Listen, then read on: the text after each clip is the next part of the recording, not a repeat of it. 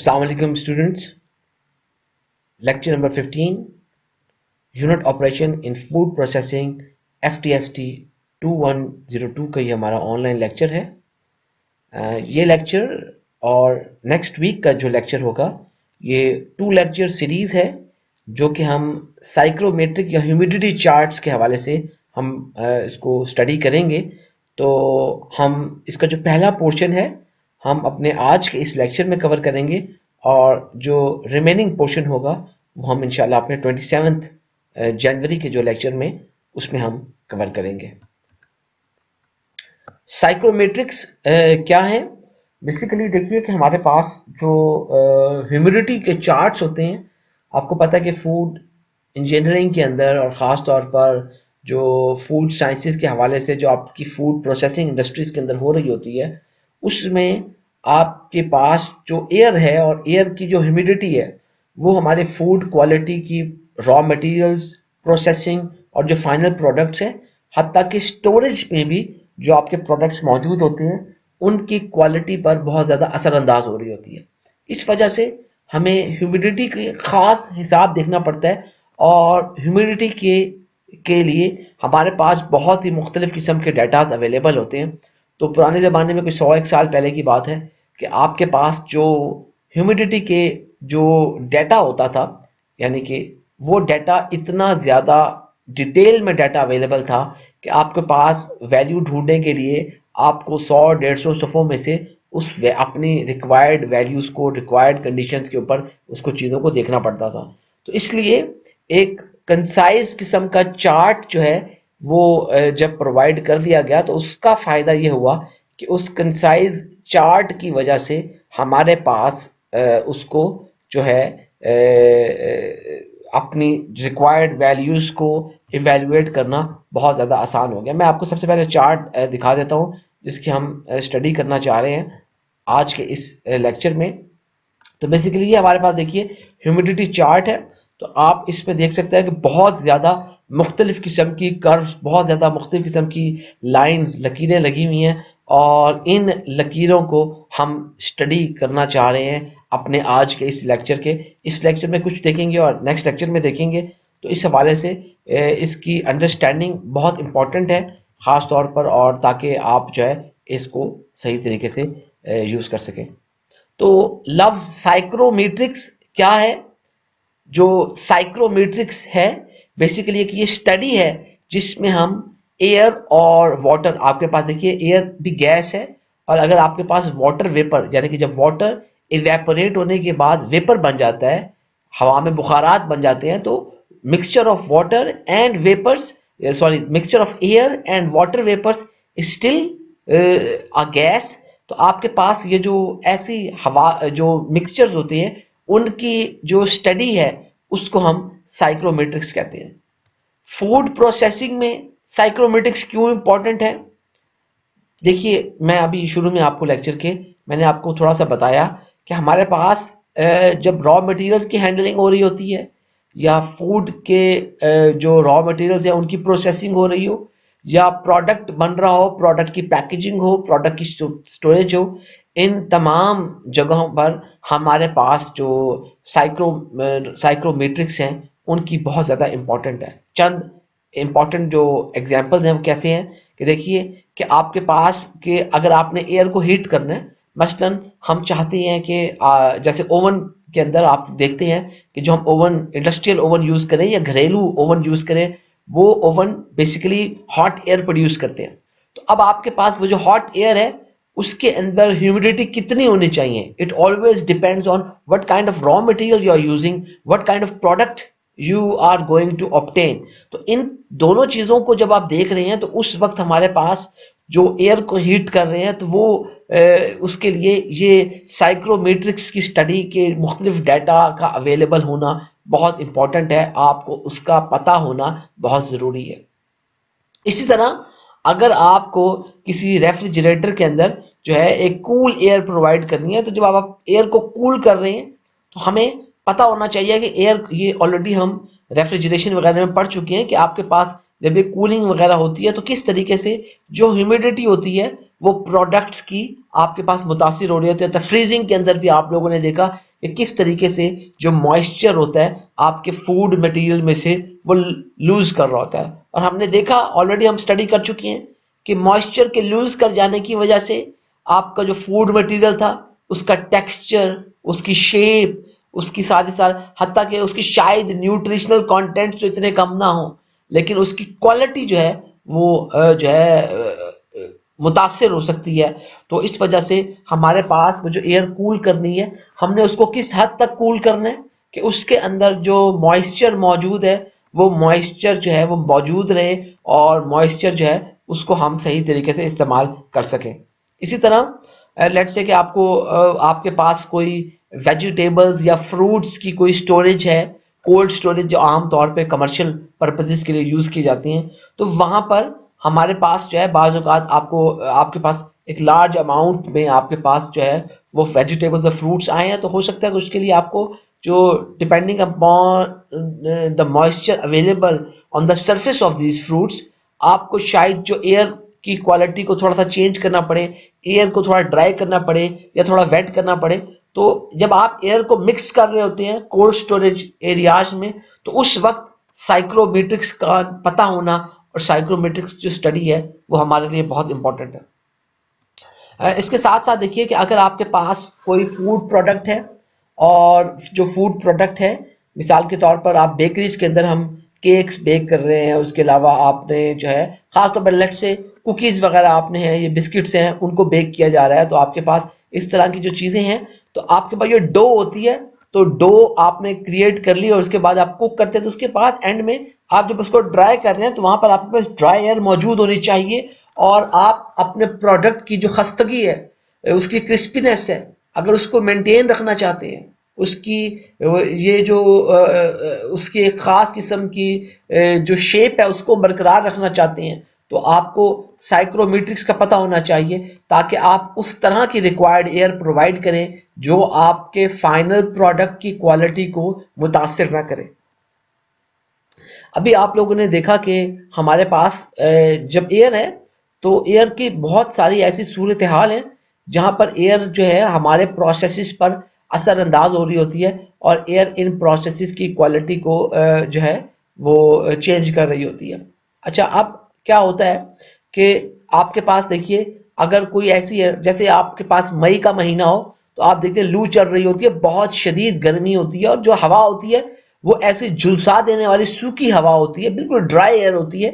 कि आपके पास अगर देखिए कि आपके पास पसीना फौरन तौर पर सूख जाता है। गर्मी तो बहुत होती है लेकिन आपको का जो पसीना है वो फौरी तौर पर सूख जाता है। उसके मुकाबले में अगस्त का महीना याद कीजिए, तो अगस्त के महीने में आपका जो पसीना है वो सूखने का नाम ही नहीं लेता।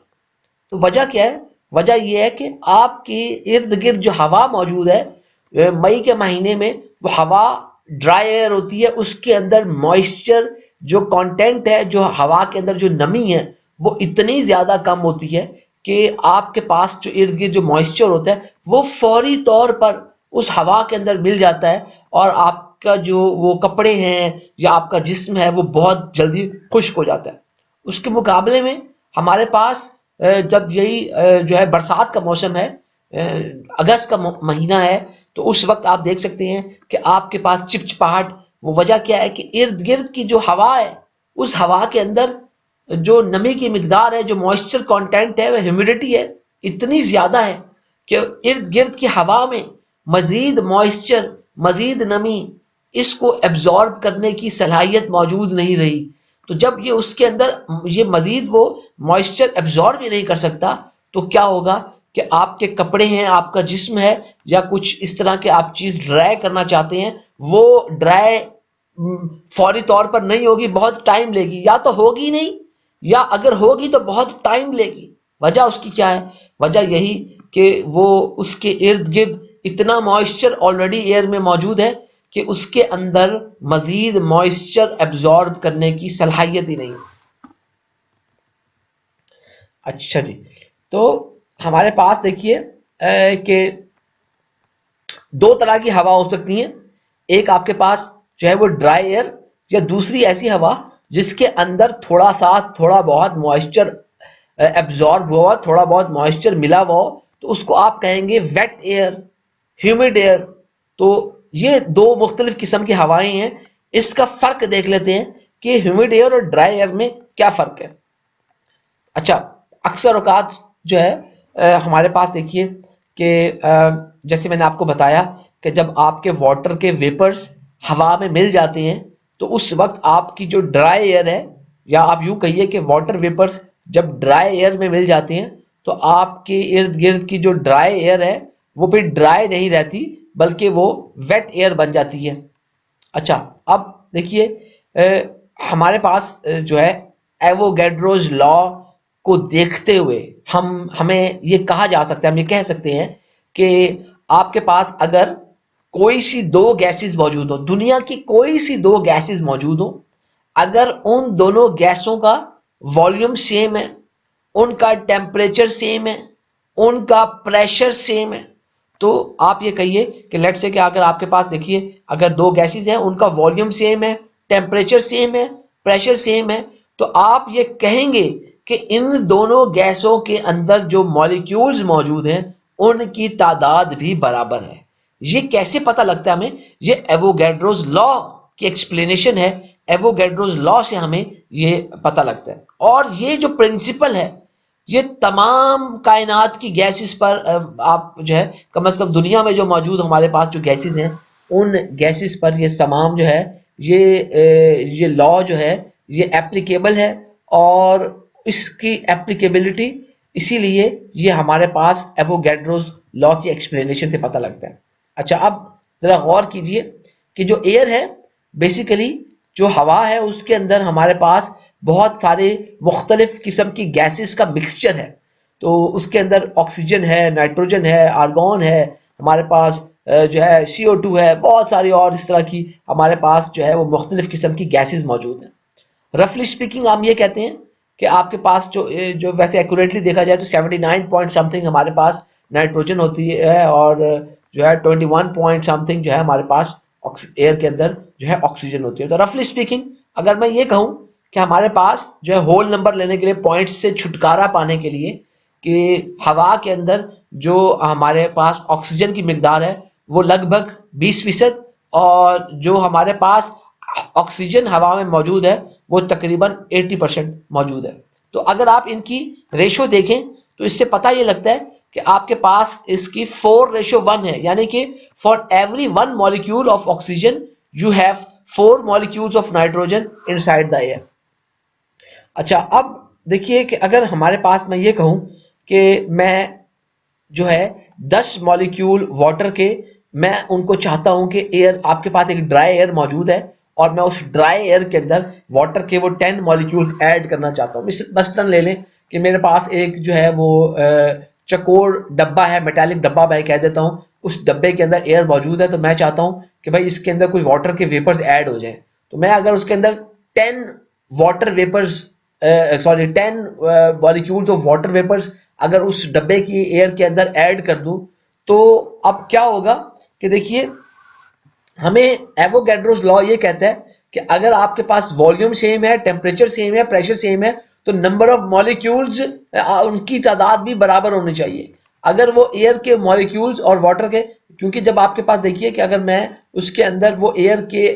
वाटर के मॉलिक्यूल्स अगर मैं उस एयर के अंदर मैं डालना चाहूंगा और ये दोनों चीजें बराबर हैं, तो फिर क्या होगा कि आपके पास ये नहीं हो सकता कि वो मॉलिक्यूल्स की तादाद बढ़ नहीं सकती, बल्कि क्या करेगी, एयर जिन मॉलिक्यूल्स की जगह पर अपनी जगह बनाएगी तो वो मॉलिक्यूल्स कुछ मॉलिक्यूल्स को डिस्प्लेस कर देगी। मसलन आप ये देखिए कि आपके पास अगर जो है एक डब्बा है, उसके अंदर आप 10 गिलास रख सकते हैं, तो अब आपने 11 गिलास रखने की कोई गुंजाइश नहीं है। तो आपको क्या करना पड़ेगा कि आप कहते हैं यार मेरा ये बड़ा खूबसूरत सा गिलास है, मैं इसको जरूर उस डब्बे में रख दूं, तो आपको एक गिलास उसमें से निकालना पड़ेगा तो ही वो गिलास आ सकेगा। अब अगर आप चाहते हैं आपकी पसंद के 2 गिलास उस डब्बे में आ जाएं, तो आपको 2 गिलास निकालने पड़ेंगे। तो इस वजह से हमारे पास 10 वाटर के मॉलिक्यूल्स आप उसमें एब्जॉर्ब कराना चाहते हैं, तो आपको उसके अंदर से 10 molecules of air he displace कराना पड़ेंगे।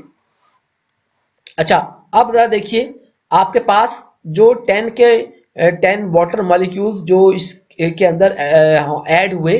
10 वाटर मॉलिक्यूल जो आपकी एयर के अंदर ऐड हुए, तो अब एयर के 10 मॉलिक्यूल्स उसकी जगह से हट जाएंगे, जगह बनाएंगे, यानी कि एक गिलास निकलेगा उस डब्बे में से तो वही आने वाली गिलास की जगह बनेगी। तो अब आपने उसके अंदर जब 10 मॉलिक्यूल्स एयर के डिस्प्लेस होंगे, तो एयर के अंदर तो नाइट्रोजन भी है और ऑक्सीजन भी है, तो वो किस तरीके से निकलेगी? क्योंकि आपको पता है कि for each molecule of oxygen you have 4 molecules of nitrogen, तो फिर क्या होगा कि 8 मॉलिक्यूल्स नाइट्रोजन के ऐड हो जाएंगे, और जो सॉरी डिस्प्लेस हो जाएंगे, और 2 मॉलिक्यूल्स भी ऑक्सीजन के, यानी कि 8 नाइट्रोजन के और 2 ऑक्सीजन के उस वक्त डिस्प्लेस हो जाएंगे, ताकि आपके पास जब वो 10 मॉलिक्यूल वाटर वेपर्स के उसमें ऐड हो जाए। अगर इसके लिए हम कोई एटॉमिक बैलेंस लगाना चाहें, तो एटॉमिक बैलेंस लगाने के लिए हम जरा हिसाब किताब करना चाहें, नफी नुकसान करना चाहें, तो हमें पता ये लगता है कि आपने जो है 10 वाटर के मॉलिक्यूल्स आपने ऐड कर दिए जो है एयर के अंदर, और एयर में से 10 एयर के मॉलिक्यूल निकल गए। तो आपको पता है कि जो वाटर का मोलर मैस होता है, जैसे हाइड्रोजन का 2, ऑक्सीजन का 16, तो 16 जमा 2 18, और तो उस वक्त जब आपके ये 10 मॉलिक्यूल ऐड होंगे, तो 10 मल्टीप्लाई बाई 18, टोटल जो वेट आपका ऐड हुआ वो 180, कोई भी यूनिट हो सकता है, gram, KG, depending upon what kind of unit you are using here. तो जो मैस लॉस्ट होगा एयर में से वो क्या होगा? नाइट्रोजन का आपको पता है मोलर मैस 28 है, ऑक्सीजन का 16 ज़रब 2 32 हुआ, तो आपके पास ऑक्सीजन के 8 ऑक्सीजन सॉरी नाइट्रोजन के 8 थे जो उसके अंदर से डिस्प्लेस हुए, तो 8 मल्टीप्लाई बाई 28 224। इसी तरह आपके पास ऑक्सीजन के 2 डिस्प्लेस हुए, 32 मोलर मैस है, तो 32 ज़रब 2 64, तो 224 जमा 64, तो आपके पास 288 टोटल जो मैस है वो लूज कर गया। तो आप ये कह सकती हैं कि इसको जरा गौर कीजिए, तो आप ये देख सकते हैं कि आपको पता ये लगा कि हमारे पास जब जब एयर के अंदर मैस ऐड होता है, तो उस वक्त आपके पास जब एयर के अंदर मॉइस्चर ऐड होता है, तो उसके अंदर मॉइस्चर ऐड होने के वक्त आपकी जो एयर है उस एयर के लॉस वेट का ज्यादा होगा as compare to the weight added in it. इसका मकसद ये है कि आपको ये पता लग जाए कि क्योंकि जब आपके पास मॉइस्चर ऐड होता है, तो मॉइस्चर ऐड होने की वजह से हमारे पास जो है वो उसके अंदर जो मॉइस्चर के ऐड होने की वजह से हमारे पास खास तौर पर जो आपके पास जो डेंसिटी या जो मैस होता है टोटल एयर का, उसके अंदर कमी आ जाती है। तो वो उसको हमने इस तरीके से हमने यहाँ पे बैलेंस में देख लिया किस तरीके से होती है। ये सिर्फ आपको बेसिक अंडरस्टैंडिंग के लिए था। मैं आप लोगों से एग्जाम के पॉइंट ऑफ व्यू से मैं ये नहीं पूछूंगा कि मुझे इस तरह का बैलेंस करके दिखाइए, ये आपके इस सिलेबस का हिस्सा नहीं है, आपका स्कोप नहीं है इस तरह के बैलेंसेस। जब आप लोग नेक्स्ट सेमेस्टर के अंदर फूड प्रोसेसिंग इंजीनियरिंग पढ़ेंगे, तो फूड प्रोसेसिंग इंजीनियरिंग में ये बैलेंसेस आएंगे, तो वहां का ये टॉपिक बन सकता है। लेकिन ये जो चीज़ मैंने आपको बैलेंसेस वगैरह कराई है, ये एग्जाम के हवाले से आपके ये अंडरस्टैंडिंग के लिए थी, ये एग्जाम के हवाले से आपके लिए इंपॉर्टेंट नहीं है। अच्छा जी, ये तो कुछ हमने ह्यूमिडिटी को देखा। अब जरा देखते हैं कि हमारे पास जो है ह्यूमिडिटी को हम जो है जो हमारे खाने पीने की चीजें हैं वो ह्यूमिडिटी की प्रेजेंस में क्यों जल्दी कुक हो जाती हैं। यानी कि आपने अगर खाने को जल्दी पकाना है, तो अगर ह्यूमिड एयर यूज करेंगे तो वो खाना जल्दी पक जाएगा। तो बेसिकली है क्या कि आपके पास जो ह्यूमिडिटी है उसका फूड पर बहुत ज्यादा असर पड़ता है। और ख़ास तौर पर जो पुराने ज़माने के जो ओवन होते थे, तो जैसे आप ये कहें कि मैं अगर जो है तनूर की मिसाल दूं, तो तनूर एक कन्वेंशनल ओवन है। तो तनूर के अंदर जो है हम ह्यूमिडिटी को कंट्रोल नहीं कर सकते, क्योंकि उसके अंदर इस तरह का कोई मैकेनिज्म मौजूद नहीं है, ट्रेडिशनल है, आप उसको अंदर ह्यूमिडिटी को कंट्रोल नहीं कर सकते। अच्छा, अब देखिए कि अगर हमारे पास जो है कोई जो वाटर मॉलिक्यूल्स होते हैं, बेसिकली जो वाटर है वो उसके अंदर अगर वाटर मॉलिक्यूल्स हो, तो उसके अंदर हीट तेजी से कंडक्ट होती है एज कंपेयर टू एयर। क्योंकि जो एयर होती है basically it is a bad conductor. Air जो है ये अच्छा कंडक्टर नहीं है भाई, ये बैड कंडक्टर है। इसी वजह से हम सर्दियों में ये जो रजाइयां वगैरह इस्तेमाल करते हैं, जर्सियां वगैरह पहनते हैं, ये इसीलिए पहनते हैं कि इनके दरमियान में जो रुई वगैरह मौजूद है या वूल मौजूद है, उन रेशों के दरमियान में जो गैप्स है, उन गैप्स के अंदर एयर ट्रैप होती है। तो आपके पास वो जो एयर है वो आपके जिस्म की हरारत को, आपके जिस्म की हीट को रोक लेती है और आपकी जिस्म की हीट को वो निकलने नहीं देती, आउट नहीं होने देती, तो जिसकी वजह से आपका जिस्म देर तक गर्म रहता है और आपको सर्दी की शिद्दत महसूस नहीं होती। तो हमें, क्योंकि ये जो एयर होती है ये इंसुलेटर है और जो है, तो आपके पास जो अगर हीट कंडक्ट करनी है तो आपने वाटर मॉलिक्यूल्स की एडिशन अगर एयर में की हो तो वो फिर एयर आपकी जिसमें वाटर मॉलिक्यूल्स मिले हुए हो, ऐसी एयर के मुकाबले में जिसमें वाटर मॉलिक्यूल्स ना मौजूद हो, तेजी से हीट कंडक्ट करेगी। अच्छा, अब क्या होता है कि आपके पास इसी वजह से कि जो नमी वाली हवा होती है, ह्यूमिड एयर होती है, वो जो है आपको खाने को बहुत तेजी से अच्छी हीट प्रोवाइड करती है और खाना बड़ी तेजी से कुक हो जाता है। और उसकी वजह से आपके पास जो इस दौरान एक फायदा क्या होता है कि आपका जो मॉइस्चर है, खाने का जो मॉइस्चर है वो इवेपोरेट भी नहीं होगा और वो खाने के अंदर मौजूद रहेगा, जिसकी वजह से फूड की जो डिलीशियसनेस है, फूड के एक जो टेस्ट है, उसको बरकरार रखा जा सकता है।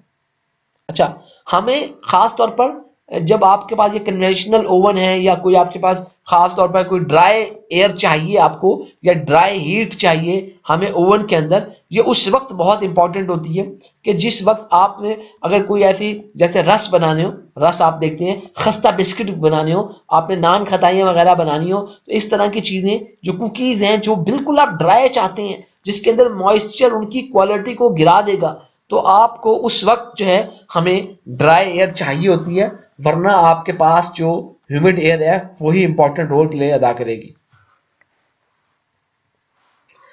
साइक्रोमेट्रिक्स के हवाले से जो दो बुनियादी चीजें इंपॉर्टेंट हैं वो है ड्राई बल्ब टेम्परेचर और वेट बल्ब टेम्परेचर। देखिए, जैसे लफ्ज आपको ड्राई से पता लग रहा है कि खुश्क, वेट से गीला आपके पास है, तो हमारे पास बेसिकली ये जो ड्राई बल्ब टेम्परेचर या वेट बल्ब टेम्परेचर है, ये बस आम से ही कोई टेम्परेचर है, इनमें कोई खास फर्क नहीं है। जो फर्क है थोड़ा सा वो मैं आपको एक्सप्लेन कर देता हूँ। जैसे आप लोगों ने जब कभी कभी किसी चीज का टेम्परेचर मेजर करना हो, जैसे आप थर्मामीटर है, थर्मामीटर के जो थर्मामीटर का जो बल्ब होता है, मिसाल के तौर पे देखिए, जो ये अगर थर्मामीटर है उसका पिछला हिस्सा ग्रेजुएटेड स्केल होते हैं जिसपे लिखा होता है, आपके पास स्केल बना होता है और उसके आगे आपके पास एक बल्ब होता है, बल्ब की शक्ल बनी होती है कि जिसके अंदर अगर मरकरी मौजूद है तो मरकरी उस हीट को महसूस करते हुए एक्सपैंड करती है और थर्मामीटर के ऊपर आपको वो रीडिंग आ जाती है। तो हमारे पास जब ये जो थर्मामीटर का जो बल्ब है, जब आप अपने जिस्म के साथ टच करते हैं तो उसकी वजह से आपके जिस्म का टेम्परेचर पता लग जाता है। खुदा ना खासा बुखार वगैरह है तो आपको उससे अंदाजा हो जाता है कि भाई किसका बुखार है। इसी तरह अगर आपके पास वाटर के अंदर मैं डिप कर दूं उस थर्मामीटर को, मुझे वाटर का वो टेम्परेचर मिल जाएगा। मैं एयर के अंदर अगर थोड़ी देर के लिए थर्मामीटर को खड़ा रखूंगा तो मुझे एयर, क्योंकि वो टकरा रही होगी उस बल्ब के साथ, तो थोड़ी बात अगर उसके अंदर जो थर्मामीटर के उसकी स्केल में जो चेंज आएगी वहां से मैं नोट कर लूंगा कि इस वक्त इर्द गिर्द की हवा का क्या टेम्परेचर है, और वो टेम्परेचर ही हमारे लिए उसके वक्त जो है उसको हम नोट कर लेंगे। तो इस तरह का कोई भी टेम्परेचर जिसके अंदर आप नॉर्मल पुराने तरीकों से, आम तरीकों के मुताबिक, कोई कोई स्पेशल थर्मामीटर नहीं चाहिए, बिल्कुल आम सा वो जो घरेलू थर्मामीटर भी यूज कर सकते हैं आप। तो वो जब कभी आप थर्मामीटर को जो है आप यूज करते हैं और उसका बल्ब जो है अगर वो खुश्क रहे, अगर ये बल्ब जो है वो खुश्क रहे और आप जस्ट उससे नॉर्मल कन्वेंशनल जो आम तौर पर टेम्परेचर मेजर करते हैं, तो उसका जो दूसरा नाम है वो ड्राई बल्ब टेम्परेचर भी है। और उसके जो यूनिट होते हैं ड्राई बल्ब टेम्परेचर के, वो यूनिट उसके वही होते हैं जो आम टेम्परेचर के यूनिट होते हैं, मसलन degree centigrade, degree Fahrenheit, kelvin, Rankine वगैरह, ये वही। तो आपके वही जो आम यूनिट्स हैं वही यूनिट्स हैं, कोई खास यूनिट्स वगैरह नहीं है। जैसे आपने देखा कि अगर आपके पास ड्राई बल्ब टेम्परेचर है तो भाई लाजमन कोई वेट बल्ब भी होना चाहिए था, तो वेट बल्ब टेम्परेचर भी है। तो वेट बल्ब टेम्परेचर कोई बहुत डिफरेंट नहीं है, सिर्फ यह है कि आपके पास वही जो आम थर्मामीटर जो था उस थर्मामीटर को ही हम बात कर रहे हैं। तो अगर मैं उस थर्मामीटर के बजाय उस थर्मामीटर की जो बल्ब है उस बल्ब के ऊपर कोई गीली रुई या गीले कपड़े की कोई टाकी लपेट दूं, छोटा सा गीला कपड़ा या मैं कोई गीली रुई इस थर्मामीटर के बल्ब के ऊपर लपेट दूं, तो ये जो आम सा थर्मामीटर है वो थर्मामीटर ही कन्वर्ट हो जाएगा, वो ड्राई बल्ब के बजाय अब वो वेट बल्ब थर्मामीटर बन जाएगा। तो हो क्या रहा है आपके पास, देखिए कि आपके पास जो थर्मामीटर मौजूद है उस थर्मामीटर के जो ये मेटालिक पोर्शन था जिसमें मरकरी मौजूद होती है, जो बल्ब मौजूद होता है उस बल्ब के ऊपर सिर्फ मैंने गीली रुई या मैंने उसके ऊपर कोई गीला कपड़ा या गीले कपड़े का कोई छोटा सा टुकड़ा मैंने लपेट दिया है, तो ये आपका ऑर्डिनरी थर्मामीटर अब एक वेट बल्ब थर्मामीटर बन गया। तो वेट जैसे आपको ड्राई बल्ब टेम्परेचर से ड्राई बल्ब थर्मामीटर से आपको ड्राई बल्ब टेम्परेचर मिलता है, तो इसी तरह वेट बल्ब थर्मामीटर से हमें वेट बल्ब टेम्परेचर मिलता है।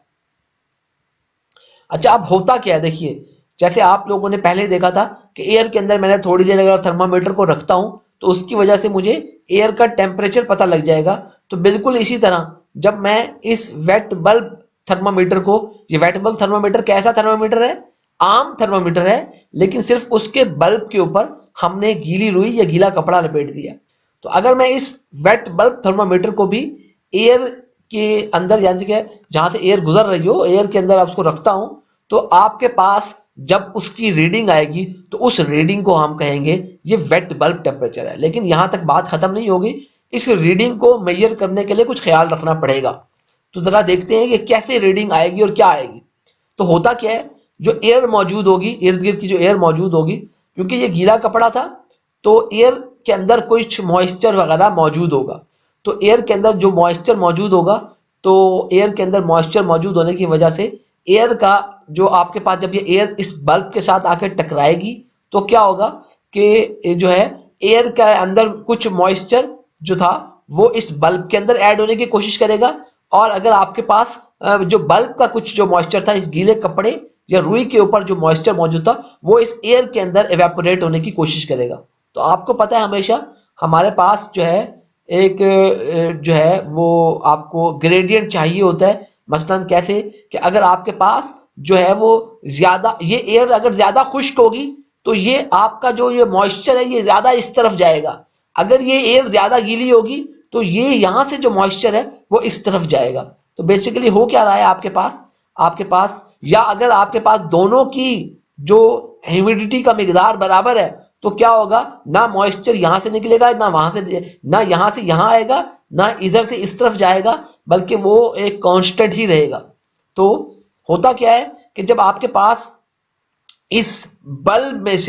इस बल्ब में से मॉइस्चर निकलना शुरू हो जाता है, तो मॉइस्चर इस गीले कपड़े में से मॉइस्चर निकलना शुरू हो जाता है, तो मॉइस्चर निकलने की वजह से इस बल्ब की को हीट, ये बल्ब का जो टेम्परेचर है वो गिरना शुरू हो जाता है। जरा इसको समझिए क्या होता है। गर्मियों में याद रखिए कि जब आप लोग याद कीजिएगा थोड़ा गर्मियों के मौसम में जब आप लोग नहाते थे तो नहाने के बाद अगर आप पंखे के नीचे बैठ जाएं तो आपको ठंडक का एहसास होता है, आपको जो है अच्छा महसूस होता था। तो वो इसीलिए बाज़ औक़ात गर्मियों में बार बार नहाकर पंखे के नीचे लोग बैठा करते हैं ताकि जो है उनको ठंडक का एहसास हो। होता क्या है कि देखिए आपके जिस्म के ऊपर जो वाटर के ड्रॉपलेट्स चिपके हुए हैं, तो वो वाटर के ड्रॉपलेट्स चिपकने की वजह से, मतलब वो लगे हुए हैं आपके जिस्म के ऊपर मौजूद है, तो वो ड्रॉपलेट्स के पास कुछ आपकी बॉडी की हीट भी आ जाती है। तो क्योंकि वो बिल्कुल टच है, आपको पता है कंडक्शन हो रही है जिस्म की, आपको पता है कि अगर आप देखिए आप वो जो है जो कांटेक्ट है बॉडी के सरफेस के साथ, तो वो कुछ ना कुछ बॉडी की हीट उन वाटर ड्रॉपलेट्स के अंदर भी जा रही है। तो अब क्या है कि जब वो वाटर ड्रॉपलेट्स पंखे की वजह से इवेपोरेट हो रहे हैं तो वही ड्रॉपलेट्स आपकी बॉडी की हीट को भी अपने साथ इवेपोरेट करके लेके जा रहे हैं, जिसकी वजह से आपकी बॉडी की हीट में कमी आती है और आपको कपकपी सी लगती है, आपको जो है ठंडक का एहसास होता है, आपको खुशगवार महसूस होता है एज कंपेयर टू टेम्परेचर। इसकी एक और मिसाल लीजिए, आप लोगों ने देखा होगा कि पुराने जमानों में अब भी कुछ लोग घड़े का पानी इस्तेमाल करते हैं, तो गर्मियों में आप देखिएगा घड़े का पानी ठंडा पानी होता है, कोई कूलर नहीं है कुछ उसके अंदर आपके पास। वजह क्या है कि जो आपके पास घड़ा बना हुआ है, ये जो अर्दर वेयर्स होते हैं, तो उसके ऊपर आप जो है कोई गीली, ये जो घड़े के ऊपर आप वो गीली बोरी लपेट देती हैं, या घड़े का जो एक्सटर्नल सरफेस होता है, क्योंकि वो मिट्टी का बना होता है, तो उसके अंदर से जो वो वाटर एब्जॉर्ब हुआ होता है, वो उसके आउटसाइड जो सरफेस होता है उसको वो निम रखता है, उसको वेट रखता है। तो नमी की वजह से क्या होता है कि आपके पास वो जो घड़े के अंदर से जब आउटसाइड एयर, बाहर की हवा उस घड़े के साथ आके टकराती है, तो घड़े का जो सरफेस की जो हीट है, या घड़े के सरफेस पर से जो मॉइस्चर निकलता है, उस वो अपने साथ कुछ घड़े की हीट को भी ले जाता है। तो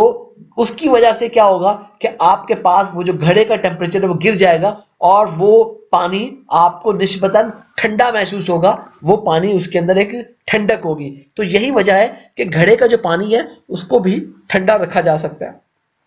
तो आपके पास क्या हुआ, इसी तरह जो जब हमारे पास ये एयर टकराएगी इस बल्ब के साथ, और बल्ब के साथ जब इस बल्ब के ऊपर आपने वो गीला कपड़ा जो है लपेटा हुआ था, गीली रुई लपेटी हुई थी, तो वो जो गीली रुई में से मॉइस्चर निकल के आपके पास हवा में जा रहा है, और हवा में से मॉइस्चर कहीं यहाँ आ रहा है, तो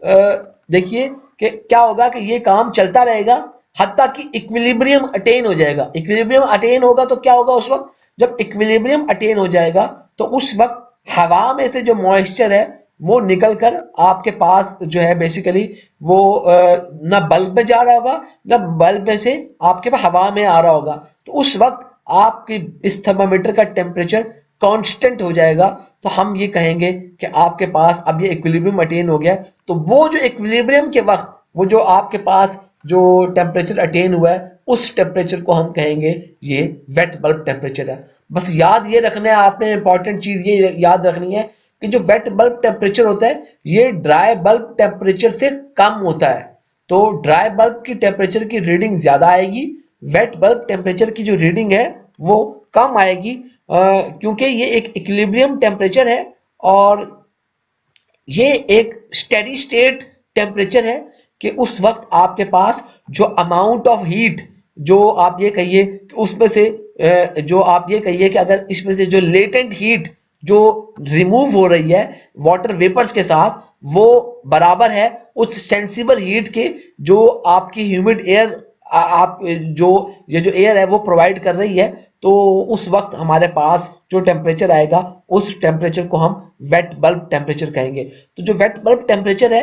उसको TWB से हम रिप्रेजेंट करते हैं, जैसे ड्राई बल्ब था उसको TDB से रिप्रेजेंट करते थे। तो अगर आपकी जो एयर है वो 100% वाटर से सैचुरेटेड है, या आप ये कहिए कि एयर की जो रिलेटिव ह्यूमिडिटी है वो 100% है। अभी मैं डिटेल से बताऊंगा कि रिलेटिव ह्यूमिडिटी जो है वो क्या होती है। तो जो एयर की रिलेटिव ह्यूमिडिटी है वो अगर 100% है, तो उस वक्त जो है आपके पास बेसिकली जो वाटर इस विक में से, जो गीला कपड़ा है या गीली रुई है उसको विक कह रहा हूं, उसमें से जो वाटर इवेपोरेट हो रहा है, और वो जो आपके पास ह्यूमिड एयर में से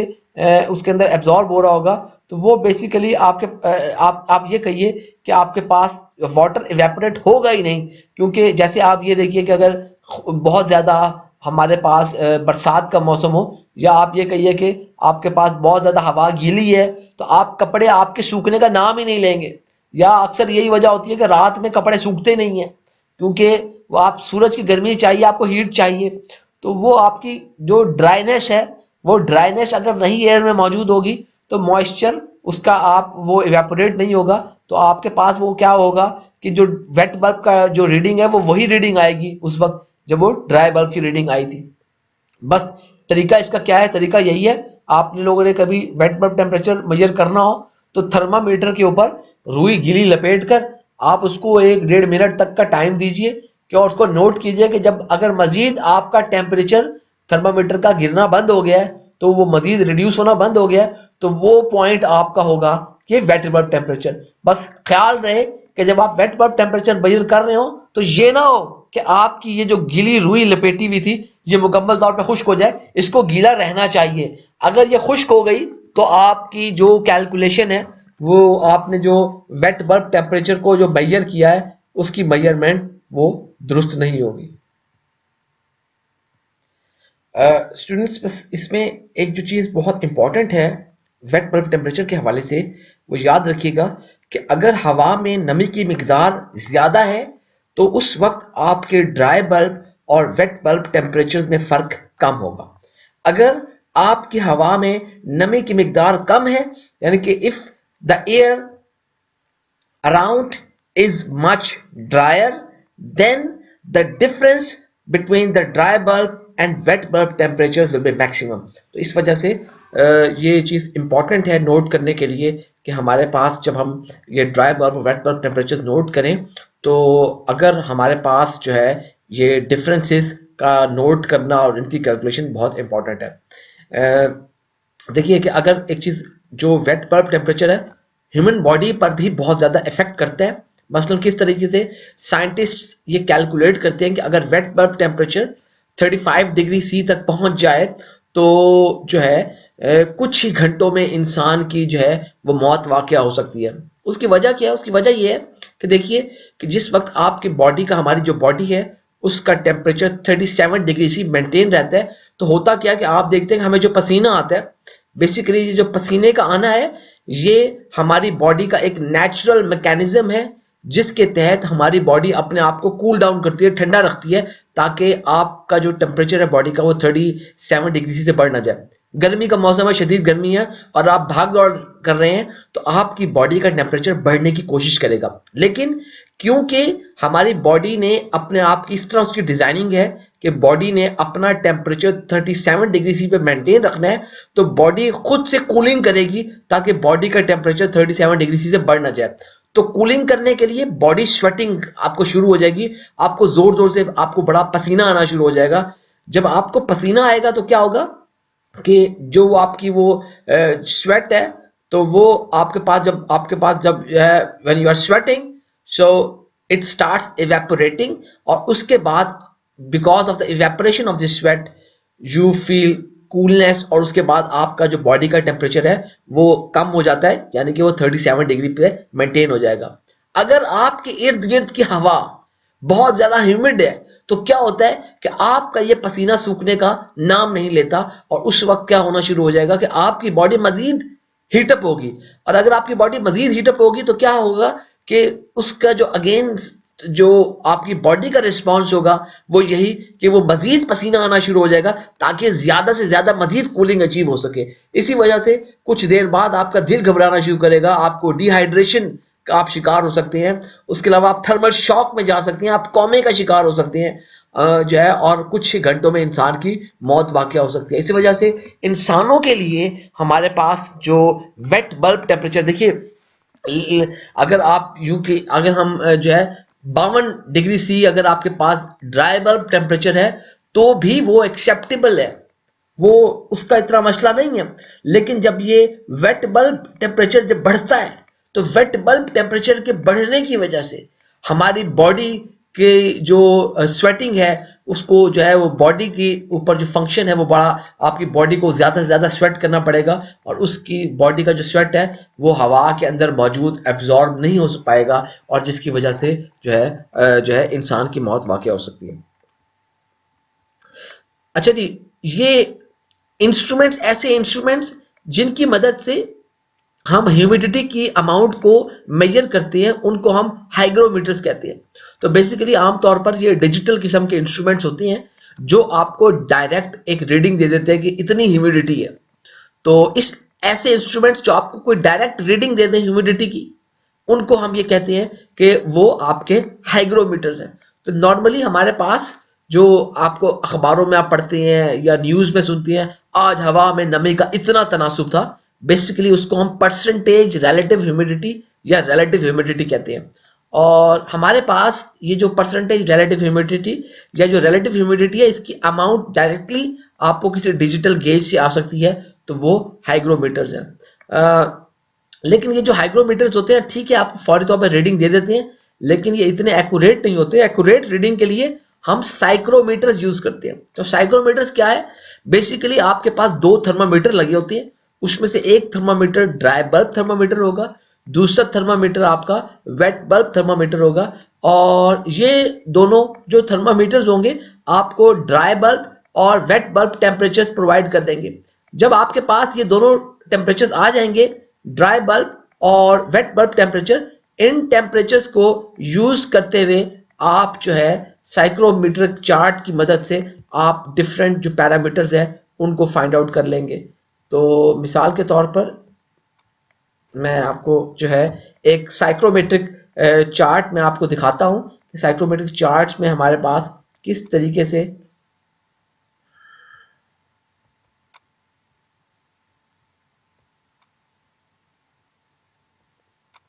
साइक्रोमेट्रिक चार्ट के अंदर किस तरीके से हम देख सकते हैं कि हमारे पास जो डिफरेंट जो रीडिंग्स हो सकती हैं हम उसको नोट कर लेंगे।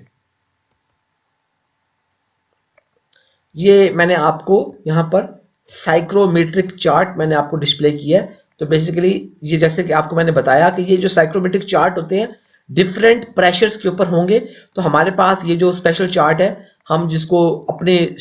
स्टडी के लिए हम 1 एटमॉस्फेयर वाला यूज करेंगे, लेकिन आपके पास ये 1 एटमॉस्फेयर के अलावा भी डिफरेंट प्रेशर्स के ऊपर ये लिटरेचर में अवेलेबल होते हैं जिनको हम यूज करते हैं। तो आप ये देख सकते हैं इस पे रंग बिरंगी बहुत सारी मुख्तलिफ किस्म की इस पे ये लाइनें लगी हुई हैं। तो आप देखिए कि ये जो हमारे एक्स एक्सिस के ऊपर आपको नजर आ रहा है, ये एक्स एक्सिस के ऊपर हम ड्राई बल्ब टेम्परेचर नोट करते हैं। ये एक्स एक्सिस के ऊपर आपके पास ड्राई बल्ब टेम्परेचर है, और उसके बाद आपके पास ये जो कर्व है, आपके पास ये वाली जो कर्व एक 90% आ रही है और ये उससे 90% से आगे जो कर्व है उस पर लिखा नहीं हुआ, but this is 100% saturation curve या 100% रिलेटिव ह्यूमिडिटी की कर्व। इसी कर्व के ऊपर आपके पास वेट बल्ब टेम्परेचर भी है। तो हमारे पास यहां से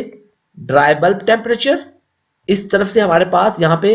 वेट बल्ब टेम्परेचर, और उसके बाद ये देखिए ये पर्पल किस्म की आपके पास ये जो कर्व्स हैं ये आपके पास परसेंटेज रिलेटिव ह्यूमिडिटी के कर्व्स हैं। ये जो पर्पल कर्व्स हैं ये परसेंटेज रिलेटिव ह्यूमिडिटी की कर्व्स हैं। यहां पर आपको रीडिंग नजर आ जाएगी 20, 30, 40, 50, 60, 70, और आपको ये अखबारों में आप टेलीविजन पे जब सुनते हैं आज हवा में नमी का इतना तनासुब रहा, तो वो बेसिकली यही आपको परसेंटेज रिलेटिव ह्यूमिडिटी ही बताती है। इसका पता कैसे चलता है, इसको समझने का तरीका क्या है?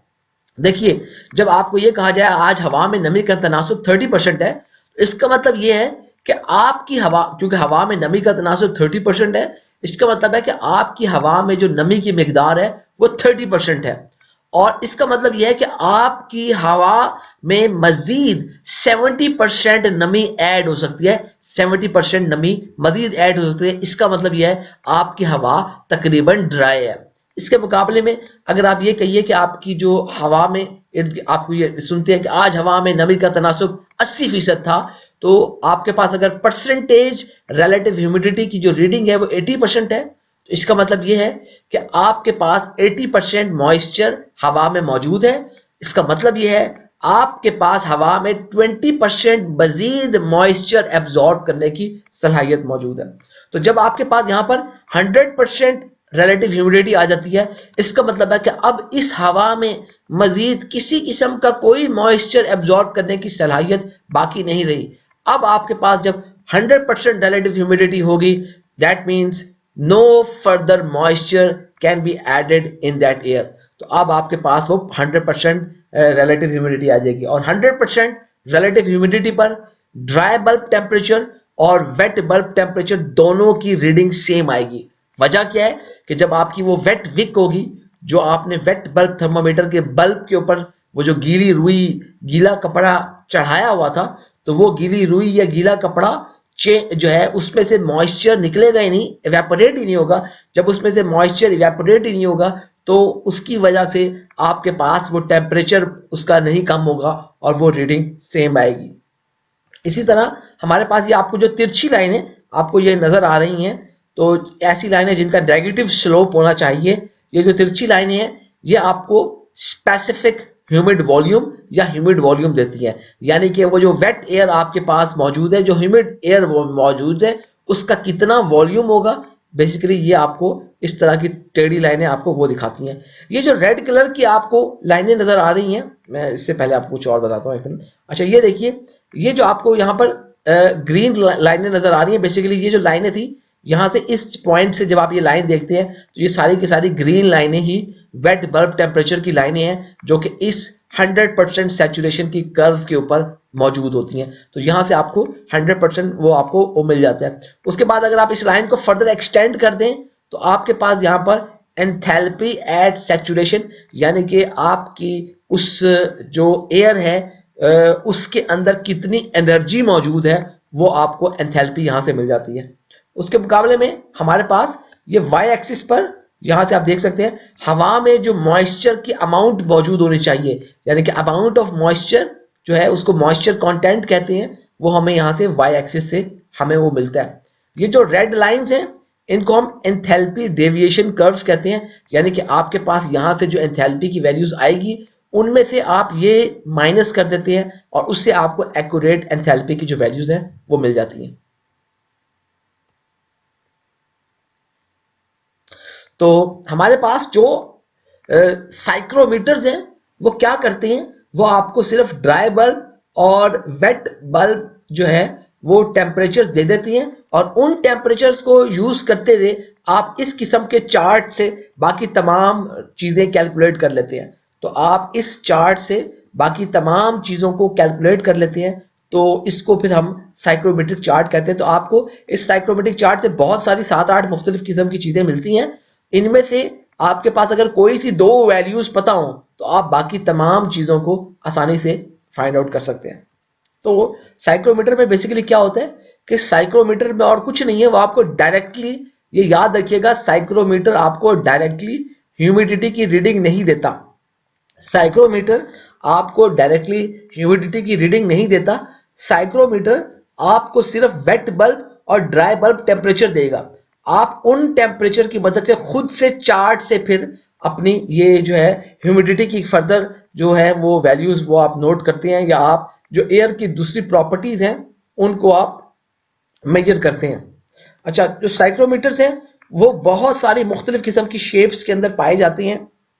तो एक बड़ा जो कॉमन साइक्रोमीटर है उसको हम स्लिंग साइक्रोमीटर कहते हैं। तो जैसे स्लिंग जो है ये गुलेल से ये लफ्ज आया है, तो घूमने वाली कोई चीज। तो इसके पास क्या है कि आपके पास यहाँ पर एक हैंडल लगा हुआ है और इस हैंडल के ऊपर ये एक प्लेट है और ये हैंडल मूव कर सकता है। तो आप इस हैंडल को मूव कराते हैं ऐसे अपने सर के ऊपर, या आप इसको पकड़ के हवा में ऐसे घुमाते हैं, इस हैंडल को मूव कराते हैं। तो हैंडल के मूव करने से ये वाली जो चीज है ये मूव कर रही होती है। तो जब ये मूव करती है ये ऊपर वाली, तो इसके ऊपर दो थर्मामीटर लगे होंगे, दोनों एक जैसे थर्मामीटर है। फर्क सिर्फ ये है कि एक आपके पास ड्राई बल्ब थर्मामीटर है और दूसरा आपके पास वेट बल्ब थर्मामीटर है। तो वेट बल्ब थर्मामीटर में क्या किया गया है,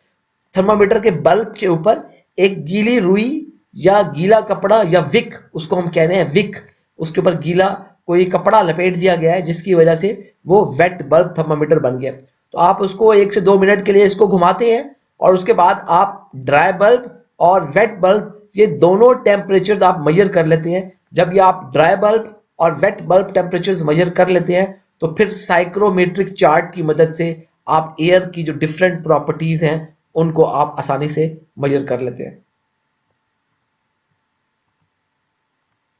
अच्छा, इसके साथ साथ हमारे पास कुछ और मेथड्स भी हैं जिनको हम ह्यूमिडिटी की मेजरमेंट के लिए इस्तेमाल करते हैं। मिसाल के तौर पर जैसे मैंने आपको डिजिटल इंस्ट्रूमेंट्स बताए थे, जो जैसे हाइग्रोमीटर्स वगैरह हमारे पास होती हैं। तो बेसिकली आप ये कह सकते हैं कि psychrometer is also a type of hygrometer, लेकिन फर्क ये है कि हाइग्रोमीटर आपको याद रखिएगा आपको डायरेक्टली जो है ह्यूमिडिटी की रीडिंग्स देता है, लेकिन जो साइक्रोमीटर है वो डायरेक्टली ह्यूमिडिटी की रीडिंग्स नहीं देता,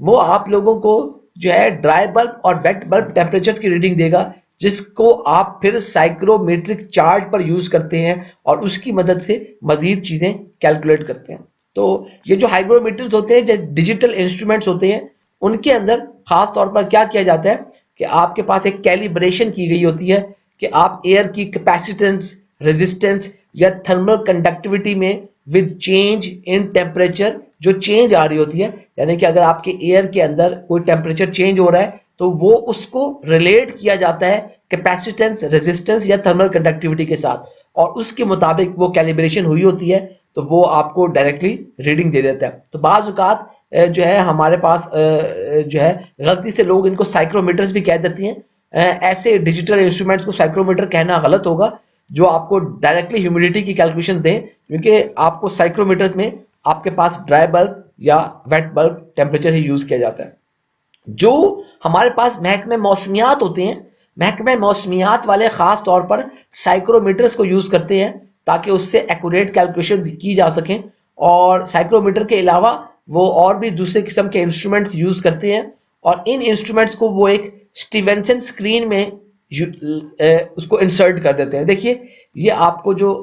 व्हाइट कलर का आपको ये डब्बा सा नजर आ रहा है, तो आप जरा गौर कीजिए, ये एक आपके पास व्हाइट कलर का इस तरह का स्पेशल डब्बा होता है जिसके अंदर हमारे पास हवा के गुजरने की पूरी सलाहियत होती है। आपकी हवा जो है आराम से गुजर सकती है, लेकिन इसके अंदर जो मॉइस्चर है हवा का है वो, यानी कि आप ये कहिए कि वो इतना ज्यादा असरअंदाज नहीं, हवा आसानी से गुजरती है, यानी कि ये बारिश वगैरह से बचाता है आपके इंस्ट्रूमेंट्स को। इसके अलावा सूरज की गर्मी से बचाता है आपके इंस्ट्रूमेंट्स को, मिट्टी वगैरह से बचाता है। सिर्फ हवा वगैरह आती है तो फिर हमारे पास डिफरेंट किस्म के जो इंस्ट्रूमेंट्स हैं उनको इन जो है स्टीवेंसन स्क्रीन में लगा दिया जाता है, जिसकी मदद से महकमा मौसमियात अपनी जो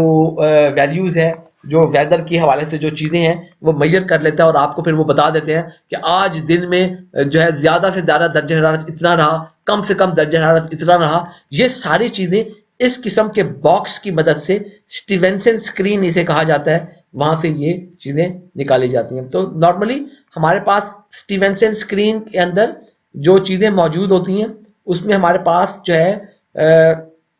कोई आपके पास आम सा थर्मामीटर, ऑर्डिनरी थर्मामीटर जिसको हम कहते हैं, या वेट बल्ब साइक्रोमीटर लगा होगा जिसमें वेट बल्ब या ड्राई बल्ब थर्मामीटर होंगे। मैक्सिमम और minimum thermometer, maximum minimum thermometer क्या होते हैं कि आपके पास वो थर्मामीटर इस तरह के होते हैं कि उसके अंदर जब एक दफा कोई मैक्सिमम रीडिंग आ जाती है तो वो स्केल पे नोट हो जाती है और आपको पता लग जाता है। आप उसके बाद जो है शाम में अगर आप देखते हैं तो सारे दिन में आपकी जो मैक्सिमम रीडिंग आई होगी वो नोट हो जाएगी। इसी तरह जो मिनिमम रीडिंग होगी उस पर भी स्केल फिक्स हो जाएगा और उसके बाद वो रीडिंग भी आपको नजर आ जाएगी।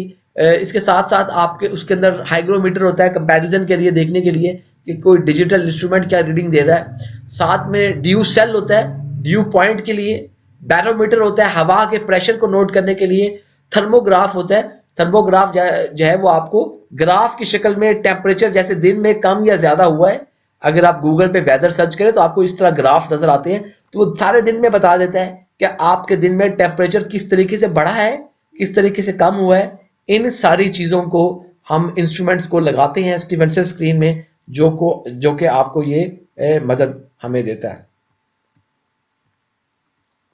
तो हम अभी मैंने आपको ये जो ह्यूमिडिटी चार्ट दिखाया था, बेसिकली ये ह्यूमिडिटी चार्ट हमारे पास इसमें ड्राई बल्ब और वेट बल्ब टेम्परेचर, उसके अलावा आपके पास ड्यू पॉइंट, हमारे पास moisture content, enthalpy at saturation, उसके बाद रिलेटिव ह्यूमिडिटी और साथ में ह्यूमिड वॉल्यूम, ये सारी चीजें हमें पता लगती हैं। तो बेसिकली इनको पुराने जमाने में साइक्रोमेट्रिक चार्ट कहा जाता था, लेकिन अब जो है इनको ह्यूमिडिटी चार्ट्स भी कहा जाता है। तो जो है इसको इसीलिए मैंने दोनों नाम आपको बता दिए कि ह्यूमिडिटी चार्ट्स कहा जाए या साइक्रोमेट्रिक चार्ट्स कहा जाए, तो आपको पता होना चाहिए कि हम किस चार्ट की बात कर रहे हैं। तो इसमें हमारे पास, जैसे मैंने आपको बताया कि अराउंड 1915 हमारे पास जो लिटरेचर मौजूद था उसमें तकरीबन 100 सफ़ों की आपके पास एक बुकलेट होती थी जिससे आपको तमाम प्रॉपर्टीज पता चल जाती थी। तो वो 100 सफ़ों की बुकलेट से कोई चीज देखना, उसको उठा के लेके जाना, हर जगह रखना मुश्किल था। तो तब साइंटिस्ट ने इस पे वर्किंग करके आपको एक ऐसा चार्ट कंपाइल करके दे दिया जिसकी मदद से आप बहुत इजीली जो अपनी मेजरमेंट्स हैं उनको कर सकते हैं। तो जैसे मैंने आपको ये चार्ट दिखाया था, तो इसको गौर कीजिए कि इसमें सिर्फ आपके पास यहाँ पर नजर आ रहा है ये 55 डिग्री सी शो हो रहा है। इसका ये मतलब नहीं है कि सिर्फ 55 तक ही है, बल्कि आपके पास ऐसे चार्ट्स भी मौजूद हैं जो 55 से ज्यादा रीडिंग देते हैं। सिर्फ ये आपको जो मोस्ट कॉमनली चार्ट था हमारे इसको स्टडी करने के लिए, सबका प्रिंसिपल सेम है। तो हमें जो मुख्तलिफ टेम्परेचर रेंजेस वाले चार्ट मिल जाएंगे जिसको आप यूज करने के लिए अपनी जरूरत के मुताबिक आप इनको यूज कर सकते हैं। अच्छा, तो इसके लिए हमारे पास जो साइक्रोमेट्रिक चार्ट्स हैं उसके अंदर हम एक जो ड्राई एयर है उसको हम डीए की टर्म से उसको हम यूज करेंगे। तो बस आपने याद रखना है कि हमें जो साइक्रोमेट्रिक चार्ट्स है उसकी मदद से हम dry and wet bulb temperatures, moisture content, उसके साथ साथ मॉइस्चर कंटेंट को हम एब्सोल्यूट ह्यूमिडिटी भी कहते हैं, relative humidity, dew point, enthalpy at saturation, enthalpy deviation, ये तमाम चीज़ें हम मालूम कर सकते हैं और इसको हम साइक्रोमेट्रिक चार्ट से हम यूज़ करते हैं। तो students, this lecture is available on YouTube channel. The lecture notes are already available on your LMS and ocw.kfueit.edu.pk. Please watch this video. Please go through these lecture notes. It is a very important concept. In the live session, please be attentive. We will be revising the same contents in the live lecture as well. बड़ा ये important lecture है, इसको गौर से देखिए। Examination की point of view से, आपकी practical future life में, आपकी प्रोफेशनल लाइफ में ये कॉन्सेप्ट्स बहुत ज़्यादा इस्तेमाल होंगे। आपको इंडस्ट्री में हो सकता है इसका इस्तेमाल पड़ जाए आपको, तो आप लोग ख़ास तौर पे इसको देखिए। तो अगर इसमें कोई चीज़ आपको समझ में नहीं आई, you can always write me an email और कॉन्टैक्ट मी वाया व्हाट्सएप। तो सबसे अच्छा तरीका हमारा जो लाइव सेशन होता है उसमें, तो लाइव सेशन में मजीद मैं आपको ग्राफ पे लाइव भी उसकी कोई रीडिंग वगैरह आपको दिखाऊंगा। तो इंशाल्लाह जो हमारे इस पोर्शन का जो रिमेनिंग, जो हमारा इस साइकोमेट्रिक चार्ट्स का जो हमारा रिमेनिंग पोर्शन होगा, वो हमारे नेक्स्ट वीक जो 27 जनवरी के लिए हमारा जो लेक्चर है उसमें जो है हम उसको करेंगे। तो हमारा हर वेडनेसडे को लेक्चर होता है 11:20 पर। तो इंशाल्लाह आप लोगों से 11:20 पर वेडनेसडे वाले दिन मुलाकात होगी। अल्लाह हाफिज जी।